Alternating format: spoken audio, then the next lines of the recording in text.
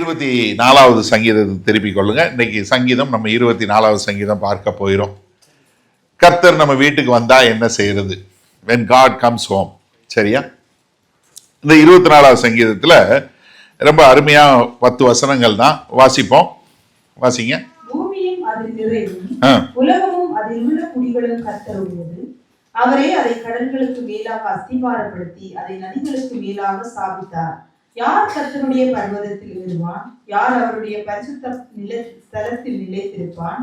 கைகளில் சுத்தமுள்ளவனும் இருதயத்தில் மாசில்லாதவனுமாயிருந்து தன் ஆத்துமாவை மாயைக்கு ஒப்புக்கொடாமலும் கபடாய் ஆணையிடாமலும் இருக்கிறவனே, அவன் கர்த்தரால் ஆசீர்வாதத்தையும் தன் ரட்சிப்பின் தேவனால் நீதியையும் பெறுவான். இதுவே அவரை தேடி விசாரித்து அவருடைய சமூகத்தை நாடுகிற யாக்கோபு என்னும் சந்ததி. சேலா. வாசல்களே, உங்கள் தலைகளை உயர்த்துங்கள், அநாதி கதவுகளை உயருங்கள், மகிமையின் ராஜா உட்பிரவேசிப்பார். யார் இந்த மகிமையின் ராஜா? அவர் வல்லமையும் பராக்கிரமும் உள்ள கர்த்தர். அவர் யுத்தத்தில் பராக்கிரமும் உள்ள கர்த்தராவி. வாசல்களே, உங்கள் தலைகளை உயர்த்துங்கள், அநாதி கதவுகளை உயருங்கள், மகிமையின் ராஜா உட்பிரவேசிப்பார். யார் இந்த மகிமையின் ராஜா? அவர் சேனைகளின் கர்த்தரானவர், அவரே மகிமையின் ராஜா. சேலா. 24வது சங்கீதம் எங்க நடந்ததுன்னா, தாவீது ராஜா கேள்விப்படுறாரு. முதல் அவர் ராஜாவா வந்த உடனே ஆர்க் ஆஃப் த கவனன்ட் என்று சொல்லக்கூடிய உடன்படிக்கை பெட்டியை எடுத்துட்டு வரணும்னு கொண்டு வர்றாரு. வழியில பெட்டி தடுமாறும் போது ஊசா தொட்ட உடனே ஊசா எடுத்து போறாரு. உடனே வண்டியை அங்கே ஓரமா நிறுத்தி ஓபட் ஈடம் வீட்டில் வச்சிடறாங்க. ஓபத் ஈடம் வீட்டில் வச்ச உடனே ஓபட் ஈடமோட வீடு ஆசீர்வதிக்கப்படுது அப்படின்னு கேள்விப்பட்ட உடனே தாவீதுக்கு என்ன புரியுது? நம்ம கொண்டு வந்த முறை தான் தப்புன்னு சொல்லி வேத வசனத்தின் அடிப்படையில் அந்த உடன்படிக்கை பெட்டியை எப்படி கொண்டு வரணும்னு சொல்லி முடிவு பண்ணி அந்த உடன்படிக்கை பெட்டியை கொண்டு வர்றார். கொண்டு வரும்போது அவருக்கு ஒரு பயங்கரமான ஒரு சந்தோஷம். அதாவது தாவீது ராஜாவுக்கு இருந்த சந்தோஷம் எப்படின்னா, தேவன் என் வீட்டுக்கு வர்றார்.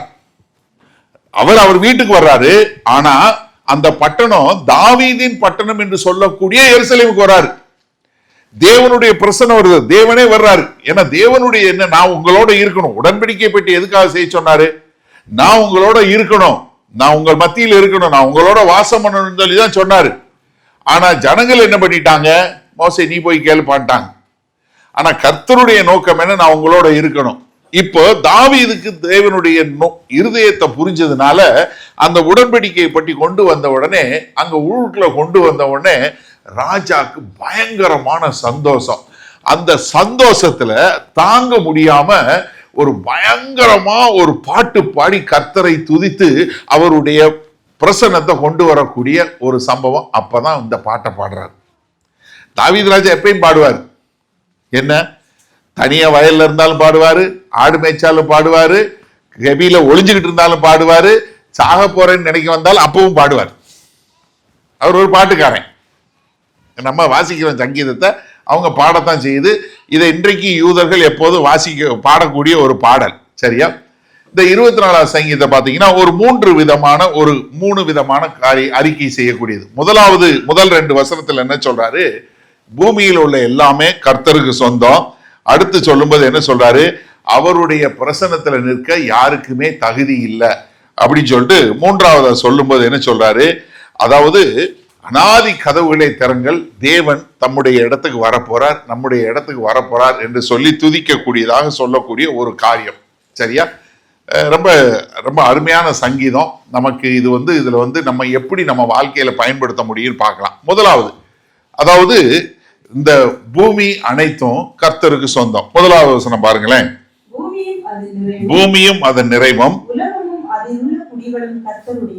அதாவது நம்மளை மாதிரி அவர் சொல்லி இருப்பாருன்னு எனக்கு நம்பிக்கை இல்லை. பூமியும் அது நிறைவும் அது உலகமும் அதில் உள்ள குடிகளும் கர்த்தருடைய, அப்படி இல்லை. இந்த பூமி எப்படி ஒரு பயங்கரமா, அதாவது ஒரு டெக்ளரேஷன். எப்படி நான் பார்க்கிற எல்லாமே கர்த்தருக்கு சொந்தம், எப்படி எல்லாமே நான் பார்க்கக்கூடிய எல்லாமே கர்த்தருக்கு சொந்தம் அப்படின்னு சொல்லக்கூடியதா. இது தியாலஜியில கர்த்தத்துவம் கிடையாது.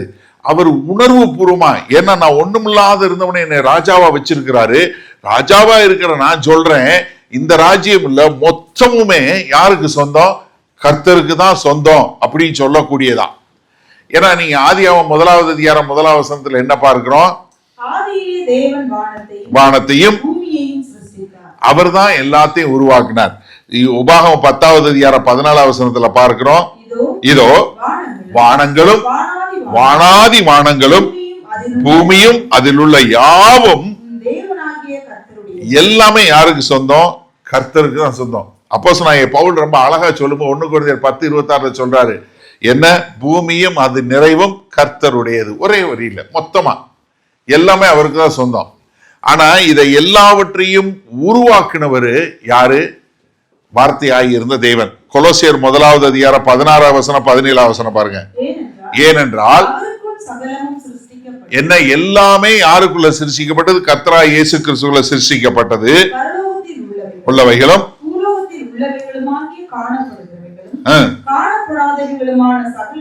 சகல வஸ்துக்களும்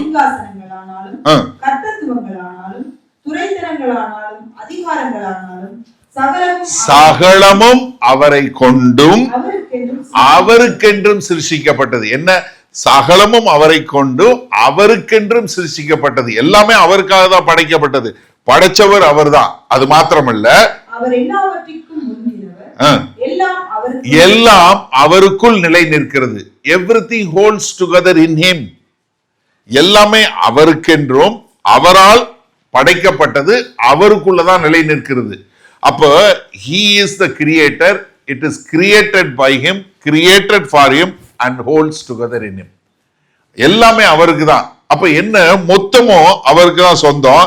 ஆனா இது ஏன் சொந்தம்னா என்னன்னா, அந்த காலகட்டங்கள்ல என்னன்னா, அந்த காலகட்டங்கள்ல இருந்தவங்க என்னன்னா, கடவுள்லாம் சண்டை போட்டு ஆளுக்கு பாதியா பிரிச்சுக்கிச்சுன்னு அவங்க நினைச்சு கொண்டிருந்தாங்க.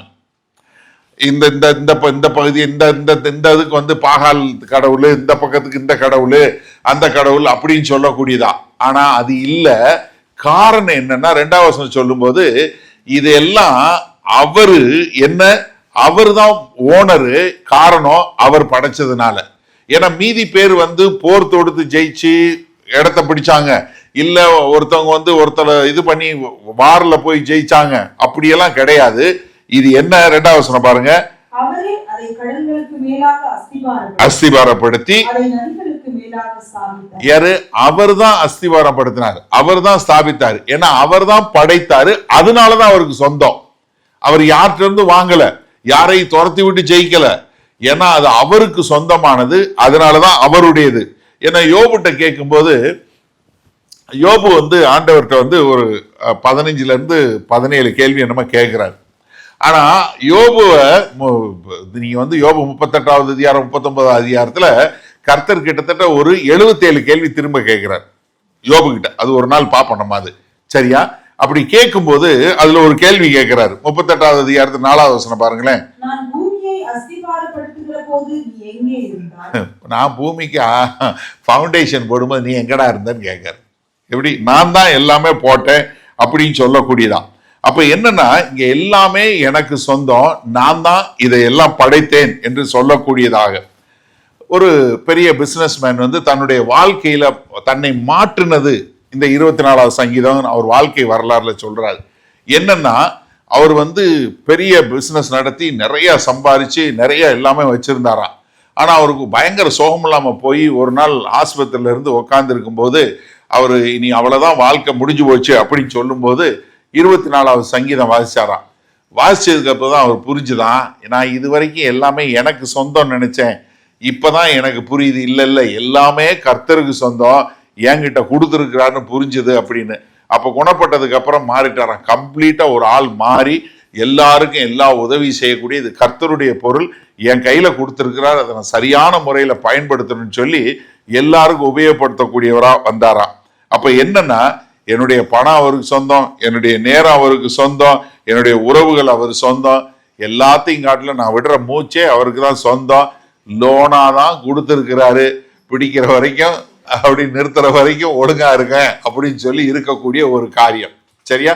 அப்ப எல்லாமே அவருக்கு சொந்தமான ஒரு காரியம். 2வதா பாத்தீங்கன்னா, இங்க கேட்கக்கூடிய கேள்வி, யாரு தேவனுடைய அந்த பரிசுத்த பர்வதத்துக்கு போக முடியும்? யாரு தேவனுடைய பிரசன்னத்துக்குள்ள போக முடியும்? 3வது வசனம் பாருங்க. கர்த்தருடைய பர்வதத்தில் யார் கர்த்தருடைய பர்வதத்தில் ஏறுவான், யார் அவருடைய பரிசுத்த ஸ்தலத்தில் நிலைத்திருப்பான். அப்ப என்ன கேட்கிறாரு, யாரு போக முடியும் தேவனுடைய பிரசன்னத்துல? நீங்க நல்லா கவனிங்க, தாவீது ஊர்வலமா கொண்டு வர்றாரு, இப்ப தேவனுடைய பிரசன்னம் வருது. இப்ப தேவனுடைய பிரசன்னத்துல யாரு போக முடியும், யார் அவருடைய பரிசுத்த தலத்துல நிலைத்திருப்பான்? 15வது சங்கீதம் 1வது வசனம் பாருங்க. கர்த்தாவே யார் உம்முடைய கூடாரத்தில் தங்குவான், தாவீதுக்கு எப்பவுமே ஆண்டவரே நான் உம்முடைய பிரசன்னத்துல இருக்கணும். இதுதான் தாவீது எனக்கு பிரியமானவன் கர்த்தர் சொல்ற காரணம் என்ன, இதுதான். நான் எப்ப ஆண்டவர் கூட இருப்பேன்? ஆகாமிய கூடாரங்களில் 1000 நாள் இருப்பதை பார்க்கலாம், கர்த்தருடைய பிரசன்னத்துல ஒரு நாள் இருந்தா போதும். தாவீது எப்பவும் யார் போக முடியும், யார் போக முடியும் அப்படின்னு சொல்லக்கூடிய கேள்வி. ஏசாயா 33வது அதிகாரத்துல 14வது வசனம் பாருங்க. திகைக்கிறார்கள்,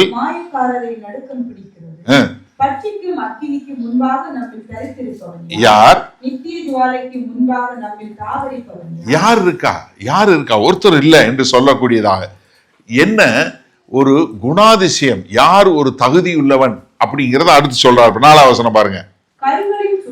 முதல்ல என்ன, கைகள்ல சுத்தம், வெளியரங்கமாக நீங்க செய்யக்கூடிய ஒரு சுத்தம், நீங்க மத்தவங்க பார்க்கும்போது செய்யக்கூடிய ஒரு காரியம் தான் கைகளில் சுத்தம் என்று சொல்வது. என்னன்னா அவர் லஞ்சம் வாங்க மாட்டார், கை சுத்தமானவர் அப்படின்னு சொல்ற மாதிரி அவர் வெளியரங்கமா எதுவும் செய்யாத, முதல்ல வெளியரங்கமா கைகளில் சுத்தம் உள்ளவன். அடுத்து பாருங்களேன்,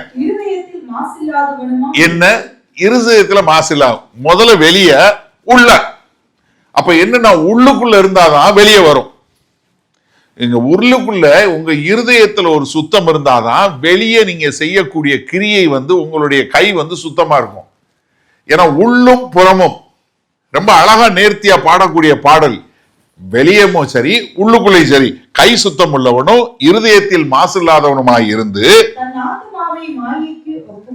அப்ப என்ன, தன்னுடைய ஆத்மாவை மாயைக்கு, பொய்யான காரியங்களுக்கு, மற்ற கடவுள்களுக்கு, கர்த்தரை தவிர்த்த வேற யாரையும் நான் ஆராதிக்க மாட்டேன்.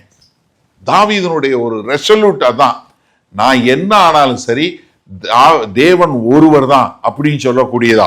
அதனால என்ன சொல்ல, தன் ஆத்மாவை மாயைக்கு, நான் தேவன் ஒருவருக்கு தான் ஒப்பு கொடுத்தேன், வேற எந்த ஒரு காரியத்துக்கு நான் மாயைக்கு ஒப்பு கொடாமலும் கபடாய் ஆணையிடாமல் இருக்கிறவனுமே பாக்கியவான். என்ன, அவன் என்ன செய்ய மாட்டான், பொய்யா சொல்ல மாட்டான், பொய் சொல்ல மாட்டான். இது நம்மளும் கத்துக்க வேண்டிய காரியம். 7 மணிக்கு வரேன்னா 7 மணிக்கு வரணும். 7ன்னா 8, 8:30, 9 இல்லை, 7ன்னா 7. ஏன்னா ஆணையிடுகிறதுங்கிறது நீங்க ஆண்டவர் சத்தியமா, என் புள்ள சத்தியமா, இதெல்லாம் கிடையாது. உங்களுடைய ஆமாங்கிறது ஆம், இல்லை என்கிறது இல்லை. அப்ப கிறிஸ்தவனுக்கு ஒரு வார்த்தை சுத்தம் இருக்க வேண்டும் என்பது ஒரு சொல்லக்கூடிய ஒரு காரியம். அதனாலதான் கர்த்தராகிய இயேசு கிறிஸ்து சொன்னாரு, மத்தேயு 5வது அதிகாரம் 8வது வசனத்தில் என்ன சொன்னாரு, இருதயத்தில் சுத்தம் உள்ளவர்கள் பாக்கியவான்கள், அவர்கள் தேவனை தரிசிப்பார்கள் என்று சொல்லக்கூடியதா. எபிரேயர் 12:14 என்ன பார்க்கிறோம், நாடுங்கள் என்ன, பரிசுத்தம் இல்லாமல் ஒருவனும் கர்த்தரை தரிசிப்பது இல்லையே. அதே மாதிரி 1 பேதுரு 1வது அதிகாரம் 15-16 பேதுரு சொல்றாரு, உங்களை அழைத்தவர் பரிசுத்தராய் இருக்கிறது போல உங்களுடைய நடக்கைகள் எல்லாவற்றிலும் நீங்க பரிசுத்தராய் இருங்கள். அப்ப என்ன, தேவனை பிரதிபலிக்கக்கூடிய ஒரு காரியமாக இருக்கணும். இப்ப நீங்க இந்த ஒரு டென்ஷனை பாருங்க, யாரு பரிசுத்த பர்வதத்துல போவா, யாரு தேவனுடைய காணத்துல தரித்திருப்பா. இப்ப இங்க இந்த குவாலிபிகேஷனை பார்த்தா வெளியே சுத்தமா இருக்கணும், உள்ள சுத்தமா இருக்கணும், மாயைக்கு ஒப்பு கொடாம இருக்கணும். அது மாத்திரமல்ல, நான் எப்படிப்பட்டவனா இருக்கணும், சொன்ன வார்த்தையை காப்பாத்துறவனா இருக்கணும். அப்போ என்ன ஒரு டென்ஷனு, யாரும் போக முடியாது. இருதய சுத்தம் எங்கே வரும்? ரோமர் 3வது அதிகாரம் 10வது வசனம் என்ன சொல்லுது, ஒருவனும் நீதிமானாயில் ஒருவனும் இல்லையே. ரோமர் 3வது அதிகாரம் 23வது வசனம் என்ன சொல்லுது, நாம் எல்லோரும் பாவம் செய்து தேவ மகிமையற்றவர்களா ஆகிவிட்டோம். அப்ப தேவனுடைய சன்னிதானத்துல போய் நிக்கிறதுக்கு யாரால முடியும்? நம்ம மார்க் 10வது அதிகாரத்துல 17 to 22 வரை உள்ள வசனங்கள்ல பார்க்கிறோம். ஒரு ஐஸ்வர்ய வாலிபன் வராரு, வாசிங்களேன். பின்பு அவர் புறப்பட்டு வழியிலே போகையில் ஒருவன் ஓடி வந்து அவருக்கு முன்பாக முழங்கால் படியிட்டு, நல்ல போதகரே, நித்திய ஜீவனை சுதந்தரித்துக் கொள்ளும்படி நான் என்ன செய்ய வேண்டும் என்று சரியான கேள்வி கேட்கிறான். சரியான ஆள்கிட்ட கேட்கிறான். நான் என்ன செய்யணும்னு கேட்கிறான். சரி, இயேசு நீ என்னை நல்லவன் என்று சொல்வானே, தேவன் ஒருவர் தவிர நல்லவன் ஒருவனும் இல்லையே. விபச்சாரம் செய்யாதிருப்பாயாக, கொலை செய்யாதிருப்பாயாக, களவு செய்யாதிருப்பாயாக, பொய் சாட்சி சொல்லாதிருப்பாயாக, வஞ்சனை செய்யாதிருப்பாயாக, உன் தகப்பனையும் உன் தாயையும் கனம் பண்ணுவாயாக என்கிற கற்பனைகளை அறிந்திருக்கிறாயே என்றார். என்ன பிராக்டிக்கலா எல்லா கற்பனைகளையும் சொல்றாரு. அதுல ஒரு கற்பனையை விட்டுட்டாரு. இருதயத்துல வஞ்சனை இருக்க கூடாதுங்கிற ஒன்ன மட்டும் விட்டுட்டு இதை கேட்கிறாரு. அதுக்கு அவன் என்ன சொல்றான் பாருங்க. நான் எல்லாமே இதை கரெக்டா வச்சிருக்கேன். வெளியரங்கமான காரியம் எல்லாம் நான் கரெக்டா வச்சிருக்கேன். எப்படி வெளியரங்கமான காரியம் எல்லாம் கரெக்டா வச்சிருக்கேன். விபச்சாரம் பண்ணல, பொய் சாட்சி சொல்லல, நான் களவு செய்யல, இதெல்லாம் என்னென்ன செய்யணுமோ கைகள்ல சுத்தம் இருக்க வேண்டாம்.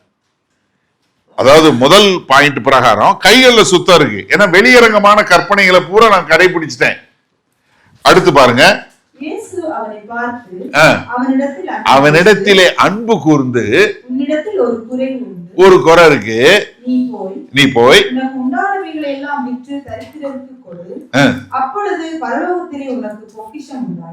இப்ப என்ன, உனக்கு இருதய பிரச்சனை, உனக்கு உள்ளுக்குள்ள பிரச்சனை, வெளியரங்கமா ஏன்னா கையில சுத்தம் இருக்குப்பா, உன் இருதயத்துல இல்ல. அப்ப என்ன, உன்கிட்ட இருக்க உன்னை நீ எதை ஆராதிக்கிற, சொத்தை ஆராதிக்கிற, அதை நீ வித்து தரித்திரது கூட என்னைய பாரு அப்படின்னு சொன்ன உடனே என்றார். அவன் மிகுந்த ஆஸ்தி உள்ளவனாய் இருந்தபடியால் இந்த வார்த்தையை கேட்டு மனமடிந்து துக்கத்தோட போய்விட்டான். மனமடிந்து என்னன்னா, அவனால என்ன பண்ண முடியல, அதை இது பண்ண முடியல. ஏன்னா அவன் இருதயத்தை வேற ஒரு ஆட்கை கொண்டது. அப்ப என்னன்னா, தாவீது கேள்வி கேட்கிறாரு, யாரு தேவனுடைய பரிசுத்த ஸ்தலத்துக்கு போக முடியும்? இந்தந்த குணாதிசயம் இருக்கிறவன் தான். அப்ப யாரு என்னால போக முடியாது. அப்ப நம்ம எப்படி போக முடியும்னா, சுவிசேஷம் மூலம் தான் போக முடியும். கர்த்தராகிய இயேசு கிறிஸ்து மூலம் தான் போக முடியும் ஒழிய மற்ற யாராலையும் போகவே முடியாது. ஏன்னா கர்த்தராகிய இயேசு கிறிஸ்து தான் அவர் தன்னுடைய வெளியரங்கமான காரியமா இருக்கட்டும், உள்ளுக்குள்ள காரியமா இருக்கட்டும், தன்னுடைய 2 கரங்களை நீட்டி வெளியரங்கமான காரியங்களை செய்தாரு. அது மாத்திரமல்ல, பிலிப்பியர் 2:8 சொன்னது போல அவர் பிதாவாகிய தேவனுக்கு எல்லாவற்றிலும் கீழ்ப்படிந்தவராய் இருந்து இருதய சுத்தத்துல நமக்கு ஒரு வழியை உண்டு பண்ணக்கூடியவராய் இருந்தார். அதனாலதான் 5வது வசனம் சொல்லும்போது தாவீது சொல்லும்போது என்ன சொல்றாரு, அவன் கர்த்தரால் ஆசீர்வாதத்தையும் எவன் எப்படி பெற முடியும், கர்த்தர் தான் பெற முடியும். தாவீதுக்கு எவ்வளவு பெரிய வெளிப்பாடு பாருங்க. எப்பா என்னால போக முடியாது, யாருமே போக முடியாது, ஆனா யாரால போக முடியும், கர்த்தர் ஒருத்தரால தான் முடியும். அவன் கர்த்தரால தான் ஆசீர்வாதத்தையும் தன் ரட்சிப்பின் தேவனால் தான் நீதியையும் பெறுவான். 2 கொரிந்தியர் 5வது அதிகாரம் 21வது வசனம் ரொம்ப தெளிவான வசனம். நீங்க பாத்தீங்கன்னா 15 வேர்ட்ஸ் சொல்லுவாங்க. அந்த வசனத்தை மட்டும் மறக்கவே மறக்காதீங்க. ரொம்ப அருமையான வசனம். 2 கொரிந்தியர் 5:21 சொல்லும்போது என்ன சொல்றாரு,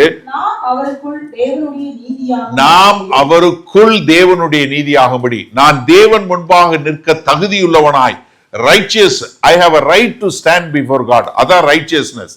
நான் தேவனுக்கு நீதி என்று சொன்ன என்ன, நான் தேவன் முன்பாக நிற்பதற்கு தகுதியுள்ளவன் என்று சொல்லக்கூடியதாக, நான் அவருக்குள் தேவனுடைய நீதியாகும்படிக்கு, அவருக்குள் நான் கிறிஸ்துவுக்கு மூலமா நான் தேவனுக்கு முன்பாக நிற்க தகுதியுள்ளவன் ஆகும் பொருட்டு பாவம் அறியாத அவர் நமக்காக பாவமாக்கினார். அப்போ சுவிசேஷத்தின் மூலமா தான் நம்ம போக முடியும். இத தாவீது உணர்ந்தவர் என்ன சொன்னாரு, கர்த்தரால தான் முடியும் அப்படின்னு சொல்லக்கூடியதா. அடுத்து சொல்லும்போது என்ன சொல்றாரு, ஒரு தலைமுறை அதை தேடுதுன்னு சொல்லக்கூடியதா. 6வது வசனம் பாருங்க, தேடி விசாரித்து அப்ப என்னன்னா, ஒரு சந்ததி மட்டும் தேவனை தேடக்கூடிய ஒரு காரியமா இருக்குது. ஏன்னா அங்க பார்க்கும்போது நம்ம பார்க்கிறோம், இப்ப எப்படி சபை கர்த்தரை தேடக்கூடியதாக, கர்த்தர்கிட்ட போய் சேரணும் என்று சொல்லக்கூடிய ஒரு காரியத்தில் நம்ம பார்க்கிறோம்.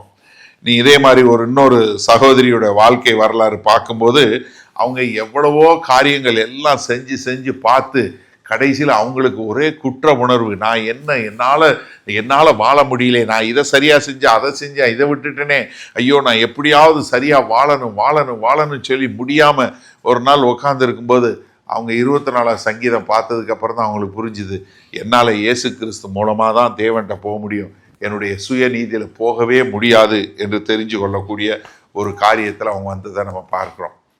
கடைசியாக 7-10 வரை உள்ள வசனங்களில் பார்க்கும்போது, கதவுகளை திறங்கள், கர்த்தர் வரப்போகிறார். கர்த்தர் நம்முடைய இருதயத்துக்குள்ளே அவர் அன்றைக்கு மாம்ச பிரகாரமாக அவருடைய பிரசன்னத்தில் அங்கே வரக்கூடிய ஒரு காரியத்தை பார்க்கிறோம். அதாவது கர்த்தருடைய மகிமையாய் வரக்கூடிய 7வது வசனம் பாருங்களேன். வாசல்களே உயர்த்துங்கள், அநாதி கதவுகளை உயருங்கள், மகிமையின் ராஜா உட்பிரவேசிப்பார். 9வது வசனம் பாருங்களேன். வாசல்களே உங்கள் தலைகளை உயர்த்துங்கள், அநாதி கதவுகளே உயருங்கள். 2 திரும்ப சொல்லக்கூடிய 7வது வசனம் 9வது வசனம் ஒரே மாதிரி திரும்ப சொல்றாரு. எப்படி? அநாதி வாசல்களே உங்கள் தலைகளை உயர்த்துங்கள், அநாதி கதவுகளே உயருங்கள். 2 சொல்லக்கூடிய ஒரு காரியம். அப்ப சொல்லும்போது யார் சொல்றாரு? யார் இந்த மகிமையின் ராஜா? யார் இந்த மகிமையின் ராஜா? 2லையும் கேட்கும்போது என்ன சொல்றாரு? யார் இந்த மகிமையின் ராஜா என்று சொல்லக்கூடியதாக. அப்ப இங்க பார்க்கிறோம், இங்க 2 சாமுவேல் 6வது அதிகாரத்துல கொண்டு வரும்போது அங்க கேட்கக்கூடிய ஒரு காரியம், எங்க அவர் உள்ள வரப்போறார் என்று சொல்லக்கூடியதா. ஆனா நம்ம எதிர்காலத்துல பார்ப்போம், வெளிப்படுத்தின விஷயம் 19வது அதிகாரத்துல கர்த்தாதி கர்த்தர் ராஜாதி ராஜாவுமாய் கிறிஸ்து வரப்போகிறத நம்ம பார்க்க போகிறோம். தீர்க்க தரிசனமா பார்த்தாரு யோவான், நம்ம பார்க்க போகிறோம். ஆனா கர்த்தராகி இயேசு கிறிஸ்து பூமியில இருக்கும்போது என்ன சொன்னாரு? யோவான் 10வது அதிகாரத்துல 9வது வசனத்துல, நானே வாசல், என் வழியாய் ஒருவன் உட்பிரவேசித்தால் அவன் ரட்சிக்கப்படுவான். என்ன? இயேசு கிறிஸ்து மூலமா வந்தா நீங்க ரட்சிக்கப்படுவீர்கள், அவன் உள்ளும் புறமும் சென்று மேய்ச்சலை கண்டடைவான். அப்ப என்ன? கர்த்தராகிய இயேசு கிறிஸ்து மூலம் தான் வர முடியுங்கிறத அவர் பார்த்தாரு. இயேசு கிறிஸ்து சொன்னாரு, எப்ப நான் தான் அந்த வாசல், அந்த வாசல்களே தலைகளை உயர்த்துங்கள், அநாதி கதவுகளை திறங்க, மகிமையின் ராஜா வரணும் அப்படின்னு சொல்லக்கூடியதா.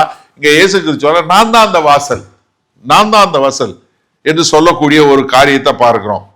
ஏன்னா அங்க ஹிஸ்டாரிக்கலா சரித்திர பிரகாரம் பார்த்தா அங்க கர்த்தருடைய பிரசன்னம் வரக்கூடியது.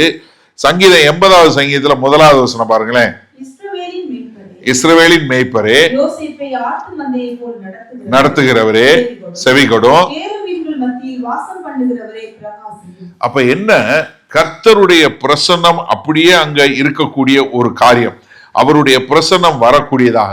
அதனால நீங்க என்னன்னா, தேவன் நான் சொன்னது போல எப்பவுமே ஜனங்களோடு இருக்க விரும்பினார். அவர் தூரமா இருக்க விரும்பல. ஏதோ இது ஒரு கர்த்தத்துவம் இல்ல, இது ஏதோ ஒரு கான்செப்ட் இல்ல, இது ஏதோ ஒரு தியாலஜி இல்ல. தயவு செய்து புரிஞ்சு கொள்ளுங்க. ஏன்னா கிறிஸ்தவம் என்பது நாம் தேவனோடு உறவில் இருப்பது. இது ஒரு கோட்பாடு கிடையாது, இது ஒரு தத்துவம் கிடையாது.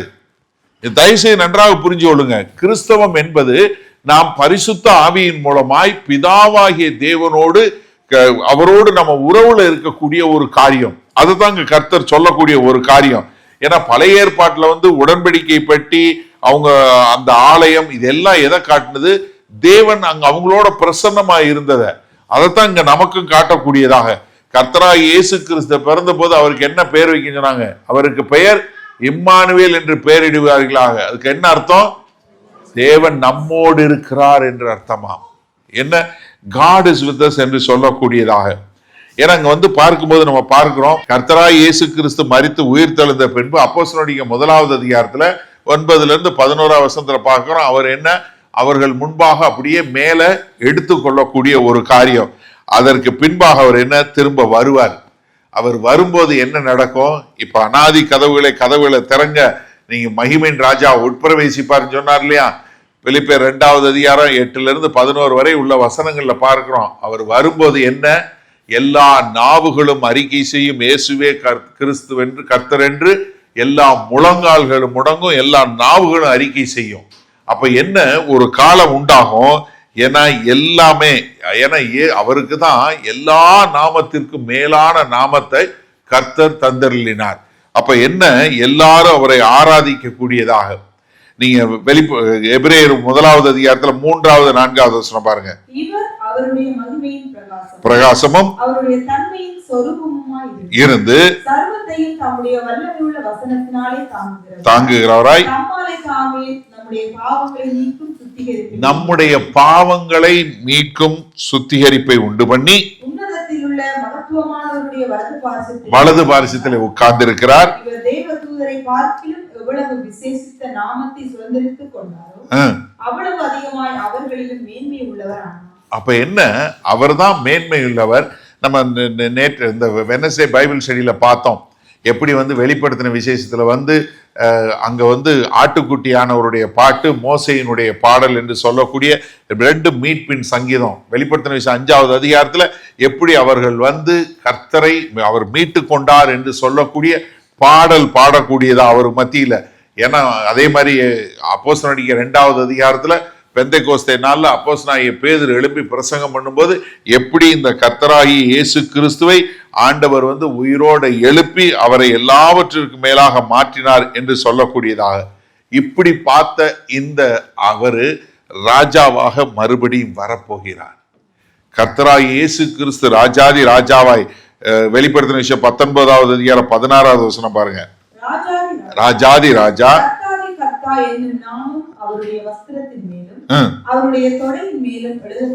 அவர் வரப்போறாரு. அந்த நாளை நாம் எதிர்பார்த்து காத்து கொண்டிருக்கிறோம். அப்படிதான் அவர் வரப்போறாரு. ஏன்னா அப்படி அவருடைய பிரசன்னத்தை உணரும் போது நமக்கு வரக்கூடிய ஒரு சந்தோஷம் இருக்கு பாருங்க, சொல்ல முடியாது. இதெல்லாம் பார்த்துதான் தாவீது அங்க அவ்வளவு உணர்வு பூர்வமா இந்த பாடல் எழுதுறாரு.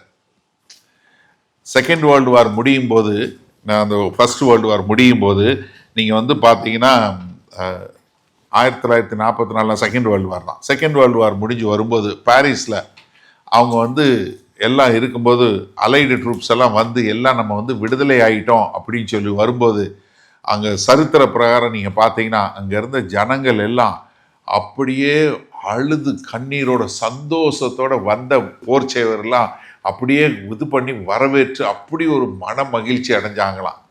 ஏன்னா எங்களுக்கு விடுதலை உண்டாச்சுன்னு.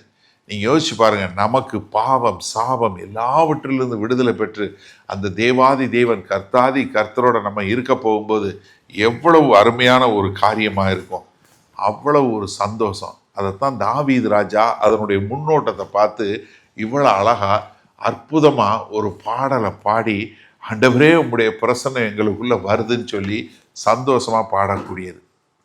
சரி, இந்த நாளில் இந்த சங்கீதம் ஒரு கிறிஸ்தவர்களாகி நம்ம எப்படி 5 அப்ளிகேஷன், ஓகே, நம்ம எப்படி எடுத்துக்கொள்ளுது? முதலாவது, உங்களுக்கு உண்டான எல்லாமே கர்த்தருக்கு சொந்தம். நான் ஒரு நல்ல ஒரு உக்கிரானக்காரனாய் இருக்க வேண்டும். Practice stewardship. உங்களுடைய வாழ்க்கையில் உங்களுக்கு கொடுக்கப்பட்ட நேரம், உங்களுக்கு கொடுக்கப்பட்ட பொருளாதாரம், உங்களுடைய திறமைகள், இதையெல்லாம் நீங்கள் கர்த்தருக்குன்னு உபயோகப்படுத்த கற்றுக்கொள்ளுங்க. You are not the owner. உங்களுக்கு சொந்தம் கிடையவே கிடையாது. எதுவுமே நமக்குன்னு சொந்தம் எதுவுமே கிடையாது. அப்போ ஒவ்வொரு நாளும் உங்களுடைய வாழ்க்கையை தொடங்கும் போது, ஆண்டவரே இந்த நாள் உமக்கு சொந்தமான நாள். என்னுடைய பணம், என்னுடைய நேரம், என்னுடைய திறமைகள், என்னுடைய சரீரம், இது எல்லாம் உமக்கு தான் சொந்தம். இதுதான் நான் உங்கள் கரத்தில் ஒப்பு கொடுக்குறேன். இதை உமக்கென்று உபயோகப்படுத்த எனக்கு கிருபை பாராட்டுங்க. இது ஒவ்வொரு நாள் நம்ம ஒவ்வொருத்தரும் இப்படிப்பட்ட ஒரு உக்கிரானத்துவம், ஒரு ஸ்டூவர்ட்ஷிப் நம்ம எல்லாருமே பண்ணணும். ஏன்னா நீங்கள் மத்தேயு 25வது அதிகாரத்தில் 14லேருந்து 30 வரை உள்ள தாளந்துகளின் ஓமானத்தை பார்க்குறோம். 5 தாளந்து வாங்கினவன் அதை 10ஆ மாத்துறான், 2 தாளந்து வாங்கின அதை மல்டிப்ளை பண்ணான். யாருக்கு கடுமையான தண்டனை சொன்னார்? தாளந்தை வாங்கி ஒழிச்சு வச்சவனுக்கு. அப்போ உங்களுக்கு கொடுக்கப்பட்ட திறமை, உங்களுக்கு கொடுக்கப்பட்ட தாளந்து, உங்களுக்கு கொடுக்கப்பட்ட பொருளாதாரம் நீங்கள் தேவனுடைய நாமத்துக்கென்று உபயோகப்படுத்துகிறீங்களா? நன்றாக யோசிச்சு பாருங்கள். உங்கள் பிள்ளைகள், உங்களுடைய நேரம் எல்லாமே எப்படி இது பண்ணுறீங்க? நம்ம ஏற்கனவே வாய்ச்ச மாதிரி 1 கொரிந்தியர் 6வது அதிகாரம் 19-20 சொல்லும் என்ன சொல்கிறாரு? நீங்கள் கிரயத்துக்கு வாங்கப்பட்டீர்கள், இது உங்களுக்கு சொந்தமானவர் இல்லை. அதனால் என்ன, உங்களுடைய சரீரத்தில் உங்களுடைய ஆவியிலையும் கர்த்தரை எப்போதும் மகிமைப்படுத்தக்கூடிய மக்களாக இருக்க வேண்டும். 2வது, ஒரு கை சுத்தம் உள்ளவர்களாய், ஒரு இருதயத்தில் சுத்தம் உள்ளவர்களாய். இருதய சுத்தம் வரும்போது கை சுத்தம் வந்துடும். அந்த ரெண்டும் நம்ம வந்து எப்போதும் பார்க்கக்கூடிய மக்களா. அப்போ என்ன, முதலாவது உங்கள் இருதயத்தை தினசரி சோதித்து பார்க்கணும். சங்கீதம் 139 சங்கீதத்தில் 23, 24 வசனத்தை தாவீது என்ன சொல்கிறாரு, ஆண்டவரே என் இருதயத்தை சோதித்து அறிந்தருளும், ஏதாவது பொல்லாத வழிகள் உண்டா இருக்குமானா அதிலிருந்து என்னை மீட்டு கொள்ளுங்க. அப்போ என்ன, நம்மளுடைய இருதயத்தை சோதிக்கக்கூடிய ஒரு காரியம். அதே மாதிரி நம்ம எதை கேட்குறோம், எதை சிந்திக்கிறோம், ரொம்ப முக்கியமான காரியம். பிலிப்பியர் 4வது அதிகாரம் 8வது சொல்லும்போது சொல்கிறாரு, நல்லவைகள் எவைகளோ, நலமானவைகள் எவைகளோ, உத்தமமானவைகள் எவைகளோ, இவைகளையே எப்பொழுதும் சிந்தித்து கொண்டிருங்கள். அப்போ என்ன, என்னுடைய சிந்தையில் ஒரு மேலான சிந்தை வரக்கூடியதாக. 3வதாக, உங்களுடைய பாவம், உங்கள்கிட்ட ஏதாவது ஒரு பாவம் இருந்தால் உடனே போய் கர்த்தர்கிட்ட மன்னிப்பு கேட்டு ஒப்புரவாயிருங்க.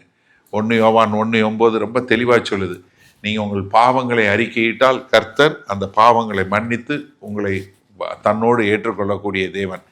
அது செய்யக்கூடியதா. 4வதா, நீங்கள் வந்து ஒரு அக்கௌண்டபிலிட்டி. எதுக்கு நம்ம சபையாக கூடி வர்றோம், உங்களுக்குள்ள ஒருத்தருக்கு ஒருத்தர் நான் வந்து ஏதாவது என்னுடைய வாழ்க்கையில் சரியில்லைன்னா சொல்லக்கூடிய காரியம். அப்போ இந்த 4 காரியத்தை நீங்கள் பண்ணும்போது என்ன, உங்களுக்குள்ள ஒரு சுத்த இருதயம் உண்டாகும், உங்களுடைய வெளியான நடக்கையும் உங்களுக்கு சரியாக உண்டாகும். 3வதாக, உங்களுடைய இருதயத்தின் கதவுகளை திறங்க. யார் இந்த மகிமையின் ராஜா, அனாதி கதவுகளே திறங்கள், கதவுகளே உயருங்கள்னு சொல்லி சொன்னார். சிலருடைய இருதயம் கடினப்பட்டு போயிருக்கிறத பார்க்குறீங்க. அப்போது நம்முடைய இருதய கடினம் இல்லாதபடி ஒரு மென்மையுள்ள இருதயமாக கர்த்தருடைய வார்த்தை வரும்போது அதை கேட்டு, ஆண்டவரே நான் என் வாழ்க்கையை திருத்தி கொள்ளணும், இது நான்லாம் அப்படி இல்லை, இது என்னையே சொல்லலை அப்படிலாம் விட்டுட்டு, ஆண்டவர் என்கிட்ட இன்றைக்கி என்ன பேசுகிறாரு, நான் ஹவ் ஐ கேன் சேஞ்ச், நான் எப்படி என்னை மாற்றிக்கொள்ள முடியும். ஏன்னா வெளிப்படுத்தின விசேஷம் 3வது அதிகாரம் 20வது வசனத்தில் ஆண்டவர் என்ன சொல்கிறாரு, இதோ வாசல் படியிலிருந்து தட்டுகிறேன், கதவை திறந்தால் அவனிடத்தில் நான் பிரவேசித்து அவனோட போஜனம் பண்ணுவேன், அவன் என்னோட போஜனம் பண்ணுவான். யார் இந்த மகிமையின் ராஜா, கதவை திறங்க இல்லையா, நீ கதவை தட்டி உன் இருதயத்தினுடைய கதவை திறந்தா அவர் உங்கூட இருந்து வாசம் பண்ணி என்ன பண்ணுவார், உன்னோட சேர்ந்து சாப்பிடக்கூடிய ஒரு காரியம். அப்போ நீங்கள் யோசிச்சு பாருங்கள், உங்களுடைய வாழ்க்கையில், அன்றாட வாழ்க்கையில் என்ன மாதிரியான காரியங்கள் வந்து கர்த்தராய் இயேசு கிறிஸ்து உங்களோட வந்து இருக்க முடியாதபடி எது தடையாக இருக்குன்னு. 4வதாக, அதாவது ஒரு யாக்கோபினுடைய சந்ததி என்று சொல்லக்கூடிய ஒரு சந்ததியே வந்து கர்த்தரை பின்பற்றும்னு சொல்லி தாவீது பாடினார். இப்போ நம்ம வந்து ஒரு சந்ததியாக, ஒரு ஜெனரேஷனாக நம்ம எப்படி கர்த்தரை பின்பற்றக்கூடிய மக்களாக இருக்கிறோம். ஏன்னா நம்ம வந்து நம்ம எல்லாருமே கூடி ஒரு ஐக்கியமாக, நம்ம அதனால தான் நம்ம சபைகளுக்கு பூரா பேர் வந்து ஐக்கியம்னு வைக்கிறோம். ஏன்னா இது கம்யூனிட்டி ஆஃப் பிலீவர்ஸ், ஒரு ரட்சிக்கப்பட்ட மக்கள் கூடி வரக்கூடிய ஒரு காரியம். எதுக்கு, நம்ம எல்லாம் வந்து கர்த்தரை ஆராதிக்க, நம்ம வந்து கர்த்தருடைய வார்த்தையை கற்றுக்கொள்ள, அது மாத்திரமில்ல ஒன்றா சேர்ந்து நம்ம வந்து ஒருத்தருக்கு ஒருத்தர் உதவி செய்ய, நம்ம எல்லோரும் ஜெபிக்க, இப்படி நம்ம ஒரு கம்யூனல் லிவிங்கிறது ரொம்ப தேவையான அவசியமான ஒன்று. எபிரேயர் 10வது அதிகாரம் 24, 25வது வசனம் பாருங்க. மேலும் அன்புக்கும் நற்கிரியைகளுக்கும் நாம் ஏவப்படும்படிக்கு கவனித்து, அப்ப என்ன, அன்புக்கும் நற்கிரியைக்கும் ஒருத்தர் நம்ம ஏவக்கூடிய மக்களா நமக்கு சபை கூடி வரணும். அதே மாதிரி ஒருவருக்கு ஒருவர் புத்தி சொல்லக்கூடிய மக்களாக வருவதற்கு வரக்கூடியதா. அப்ப என்ன, இந்த மாதிரி ஒரு ஐக்கியத்துல வரும்போது நமக்கு ஒரு தேவனுடைய ஆலோசனையை சொல்லக்கூடிய ஒரு மக்களாக இருக்கக்கூடியதா. அப்போஸ்தலர் 2வது அதிகாரத்தில் ஆதி திருச்சபையை பார்க்கிறோம். 42வது வசனத்தில் அவங்க என்ன பண்றாங்க, அப்போஸ்தலருடைய உபதேசத்திலும் அந்யோன்யத்திலும், ஒருத்தருக்கு ஒருத்தர் இருக்கிற அந்யோன்யத்திலும் அற்பம் பிற்குதலிலும் உறுதியாய் தரித்திருந்தார்கள். அப்ப அது நம்ம ஒரு அவசியமான ஒரு காரியம். 5வதாக, நம்ம வந்து பரலோக குடியுரிமை பெற்ற, we are citizens of heaven. நம்ம வந்து இந்த பூமிக்கு அடுத்த மக்கள் இல்லை. நம்முடைய நம்பிக்கை வந்து என்ன, கர்த்தராகிய இயேசு கிறிஸ்து அவர் தான் எல்லாத்தையும் ஆளுகக்கூடியவரா சிங்காசனத்தில் இருக்கிறாரு. அதனால நம்ம கலங்க போவதில்லை. அது மாத்திரமல்ல, நம்ம வந்து நம்ம சேனைகளின் தேவன் நம் பட்சத்தில் இருக்கிறாரு. அதனால நம்ம பயப்பட போறதுல தைரியமாக இருக்க போறோம். அது மாத்திரமில்ல, நம்ம தாராள குணமுள்ளவர்களாக இருக்க போகிறோம். காரணம் என்ன? பூமியும் அது நிறைவும் நம்ம கர்த்தருக்கு சொந்தம். அதனால நம்ம கஞ்ச பிசினாரியாக இருக்க போறதில்ல. அது மாத்திரமில்ல, நம்ம எப்படி இருக்க போறோம்? நம்ம பரிசுத்தமாக இருக்க போறோம். ஏன்னா நம்மளை அழைத்த தேவன் பரிசுத்த உள்ள தேவன் என்பதனால. நமக்கு எல்லாரும் தெரிஞ்ச வசனம் ரோமர் 12வது அதிகாரத்தில் முதல் 2 வசனத்தில் பார்க்கிறோம் எப்படி நம்ம நம்முடைய சரீரத்தை ஒரு ஜீவ பலியாக ஒப்பு கொடுக்க வேண்டும் என்று. பேதுரு தன் நிறுவத்தில் எழுதும்போது சொல்றாரு, 1 பேதுரு 2:9 சொல்றாரு, நீங்க யாரு? தெரிந்து கொள்ளப்பட்ட சந்ததியும் ராஜரீக ஆசாரிய கூட்டமா இருக்கிறீங்க அப்படின்னு சொல்லக்கூடிய ஒரு காரியத்தை நமக்கு சொல்லி கொடுத்துட்டாரு. அதனால எனக்கு அருமையானவர்களே, நீங்க நல்லா தெரிஞ்சு கொள்ளுங்க, கர்த்தராகிய இயேசு கிறிஸ்து அவர் எப்படி வந்தாரோ அதே மாதிரி மேலே ஏறி இருக்காரு. அவர் மறுபடியும் திரும்ப வருவார். அது மாத்திரமல்ல, அவர் தன்னுடைய கரங்களை கழுவி சுத்த இருதயத்தை நமக்குள்ள உருவாக்கக்கூடிய ஒரு காரியத்தை உருவாக்கி இருக்கிறார். அதனால நம்ம தைரியமா அனாதி கதவுகளே உயருங்கள், யார் இந்த மகிமையின் ராஜா என்று சொல்லக்கூடிய மக்களாய். கடைசியா வெளிப்படுத்தின விசேஷம் 21வது அதிகாரம் 3வது வசனம் பாருங்க. பெருஞ்சத்தத்தை கேட்டேன். அது எப்படி? தேவனுடைய வாசஸ்தலம் இப்ப எங்க இருக்கு? மனுஷர்களோட இருக்கிறது. அவர்களிடத்திலே அவர் வாசமாயிருப்பார்.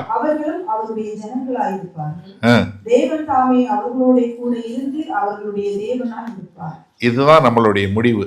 அது வரைக்கும் நம்ம என்ன செய்ய போறோம்? ஆண்டவரே, நான் உங்களுடைய திருமுகத்தை காண வேண்டும், உங்களுடைய வார்த்தையை ஏற்றுக்கொண்டு நான் உமக்கு ஒரு நல்ல ஒரு உக்கிரானக்காரனாக இருக்கணும். எனக்கு ஒரு நல்ல ஒரு சுத்த இருதயத்தை உண்டு பண்ணி என்னுடைய கரங்களில் ஒரு சுத்தமான கிரியை உண்டாகக்கூடியதா, சுத்த இருதயத்தோடு சுத்த கரங்களோடு நான் உமக்கென்று வாழக்கூடிய ஒரு மகனாய் வாழ வேண்டும். யார் இந்த மகிமையின் ராஜா? சேனைகளின் கர்த்தர் தாமே. லாட்டின்ல சொல்லும்போது சோலோ தியோ குளோரியா அப்படின்னா என்ன? தேவன் ஒருவருக்கே சகல மகிமையும் உண்டாவதாக. ஆமென். ரொம்ப ஒரு அருமையான பாடல். இன்றைக்கும் யூதர்கள் கொண்டாடக்கூடிய ஒரு பாடல். இது புரிஞ்சுதுன்னா நம்மளும் ரொம்ப சந்தோஷமா இந்த பாடலை பாடி, யார் இந்த மகிமையின் ராஜா? அவர் எங்கள் சேனைகளின் தேவன் தாமே என்று சொல்லக்கூடியதாய். மகா கிருபையும் இரக்கம் நிறைந்த எங்கள் அன்பின் தாப்பனே, கர்த்தாவே, இந்த அருமையான நல்ல மாலை வேலை காய்மை நன்றியோடு துதிக்கிறோம், நாமத்தை போற்றுகிறோம். இதோ ஆண்டவரே, இதோ எங்களுடைய இருதய கதவுகள் திறந்து இந்த மகிமையின் ராஜா எங்களோடு இருந்து, ஆண்டவரே, இந்த காலகட்டங்கள் நாங்கள் அந்த பூமியில உம்முடைய பிரசன்னத்தில் சஞ்சரிக்கவும், ஒரு நாள் மகிமையிலே உம்மை நாங்கள் காணவும் போகிறோம் என்கிற திட நம்பிக்கையோடு இந்த வாழ்க்கை இல்லை ஆண்டவரே, நாங்கள் இம்மைக்காக இல்லை மறுமைக்காக வாழக்கூடியவர் என்று வாழ எங்களை அர்ப்பணிக்கிறோம். இதோ தாவீது ஆண்டவரே 3000 வருடத்திற்கு முன்பாக வாழ்ந்த தாவீதுக்கு இந்த ஒரு வெளிச்சம் வந்தது போல இன்றைக்கு எங்களுக்கு ஒரு வெளிச்சம் உண்டாகி இருக்கிறது. அதன்படி நாங்கள் வாழ எங்களை அர்ப்பணிக்கிறோம். மீட்பெரும் இரட்சகருமாகிய இயேசு கிறிஸ்துவின் மூலம் பிதாவே, ஆமேன். உங்களில் யாருக்காவது ஜெப தேவைகள் இருக்குமானால் நீங்கள் உங்களுடைய வீடுகளில் உங்கள் கதவை பூட்டி நீங்கள் ஆண்டவரை நோக்கி ஜெபம் பண்ணுங்க. உங்களுடைய எல்லா விதமான பலவீனங்களை குறித்து தெரிந்து வைத்திருக்கிற தேவன், எப்போதும் ஜீவன் உள்ள தேவன், உங்களுடைய ஜெபங்களை கேட்டு உங்களுக்கு பதில் கொடுப்பார். நீங்கள் வேற ஒரு ஆள்கிட்ட போகணும், வேற ஒருத்தவங்கிட்ட போய் ஜெபத்துக்கு போகணும்னு அவசியம் இல்லை. நீங்கள் ஜெபம் பண்ண ஆண்டவராகிய இயேசு கிறிஸ்துவை ஏற்றுக்கொண்ட எல்லாரும் பிதாவாகிய தேவன்கிட்ட ஜெபம் பண்ணால் அந்த ஜெபத்தை கேட்டு பதில் கொடுக்கக்கூடிய அன்புள்ள பரமபிதா தான் நமக்கு இருக்கிறாரு. அதனால் தைரியமாக நீங்கள் ஜெபம் பண்ணுங்க. அதே சமயத்தில் இன்னொரு காரியமும் நாங்கள் சொல்கிறோம், எங்களுக்காய் ஜெபம் பண்ணுங்க. ஏன்னா வேத வசனத்தில் அதான் சொல்லியிருக்கு, நீங்கள் எந்த ஊழியக்காரரையும் ஜெபம் பண்ண போங்கன்னு சொல்லலை, ஆனால் ஊழியக்காரருக்காக ஜெபம் பண்ண சொல்லியிருக்கு. நாங்கள் தைரியமாக தேவனுடைய வார்த்தை இன்னும் அதிகமாய் பிரசங்கிக்க எங்களுக்காய் நீங்கள் ஜெபிக்கும்படி கேண்டிக் கொள்கிறேன். ஆமேன்.